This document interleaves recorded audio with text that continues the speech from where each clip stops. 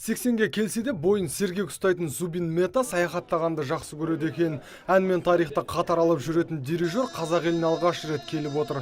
Экспо 2017 халықаралық көрмесі аясында Астанада бірнеше концерт қойған Мета мырза Қазақстанның қонақжайлығына дән риза. Оны Түркістан қаласының жұрты да ерекше қошеметпен қарсы алды.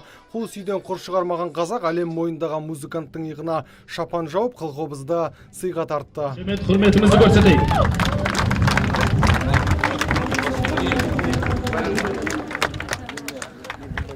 Қазақстанға концерттік бағдарламамен келген өнер майталманы Түркістанға баруды жоспарламаған. Тек Қожа Ахмет Яссауи туралы мәдениет министрінен естігенде кесенені бір көруге ынтасы артыпты.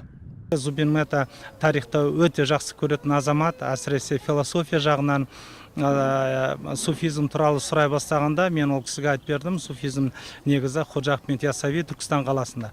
Он бірден көңілі болды, кеше ғана шешім қабылданды, баруға мүмкіншілік бар ма деп, алыс па жақын ба деп.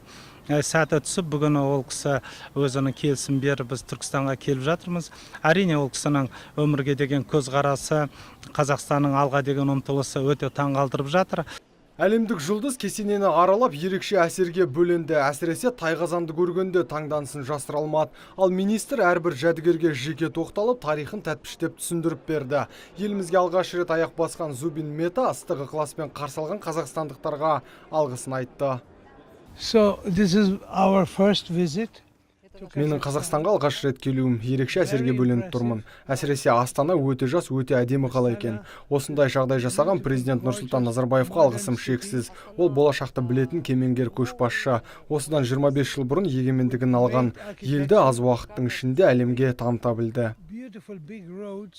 Экспо 2017 халықаралық көрмесіне Зубин Метамен бірге Миландық Ла Скала театры келген. Енді италиялық өнер ұжымы қыркүйектің 9-на дейін түрлі қойылымдарда ел назарына ұсынатын болады. Нұрсұлтан Тұрысбек, Виталий Зайнтинов, Абзал Тұрабеков, ТВК телеарнасының жаңалықтар қызметі.